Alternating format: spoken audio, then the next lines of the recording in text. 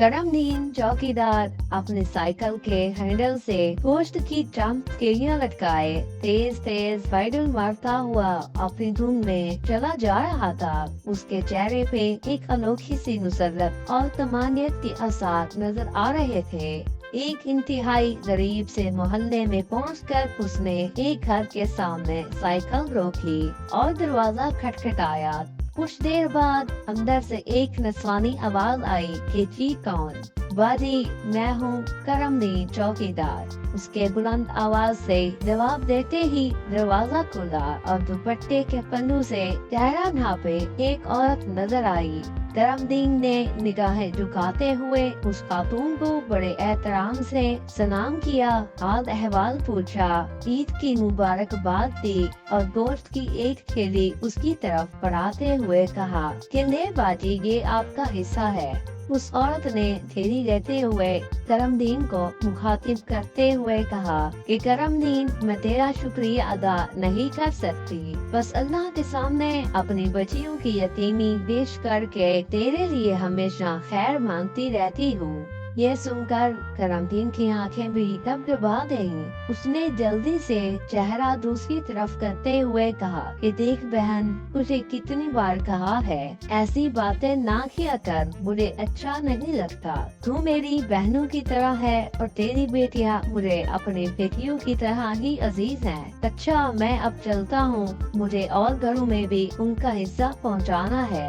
ये कहकर वो उस खातून का जवाब सुने बगैर साइकिल पे बैठा और जल्दी से आगे बढ़ गया। ये हाकिम अली माली का घर था और ये खातून हाकिम अली की बेवा थी। करमदीन चौकीदार और हाकिम अली माली एक बहुत बड़े सेठ के बंगले पे काम करते थे। दोनों में अगरचे कुछ खास ताल्लुक नहीं था, बस अच्छी सलाम दुआ थी और रोज आते जाते एक दूसरे का हाल अहवाल पूछ लेते थे।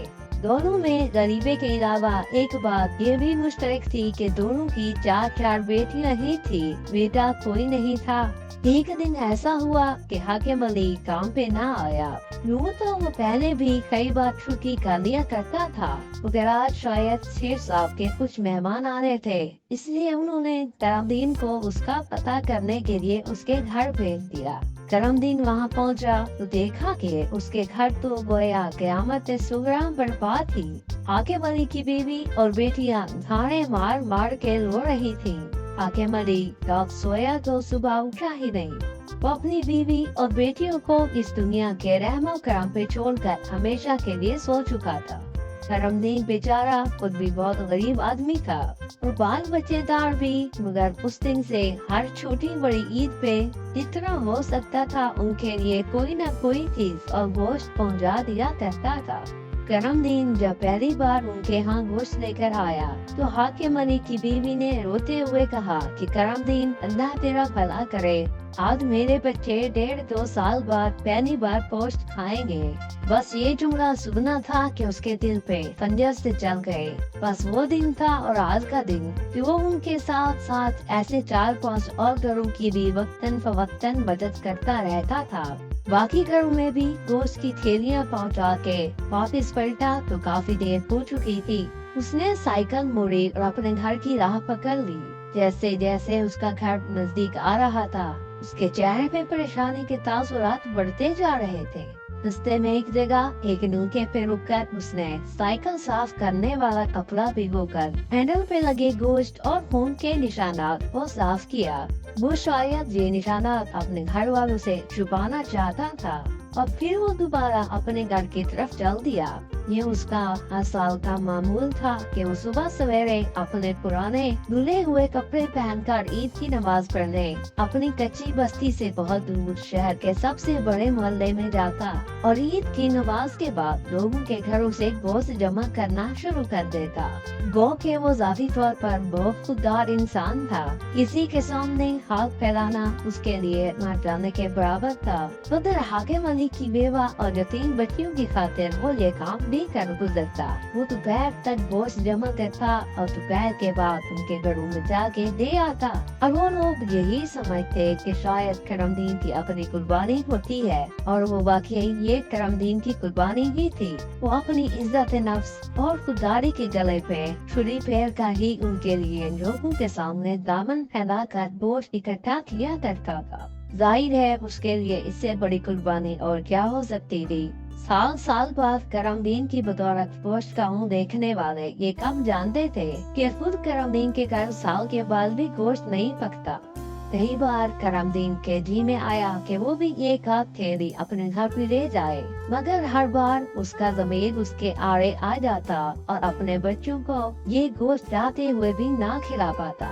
करमदीन की बस्ती करीब आ चुकी थी। उसने अपनी आंखों की नमी को लोगों से नजरें बचाकर साफ किया और अपने दर्दो आलम को चेहरे के मस्नुई तासुरात से छुपाने की कोशिश करता हुआ अपनी गली में मुड़ गया।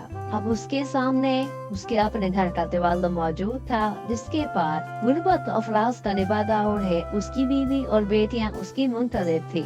करमदीन ने कुछ लम्हे तवक्कुफ करके दरवाजा खटखटाया।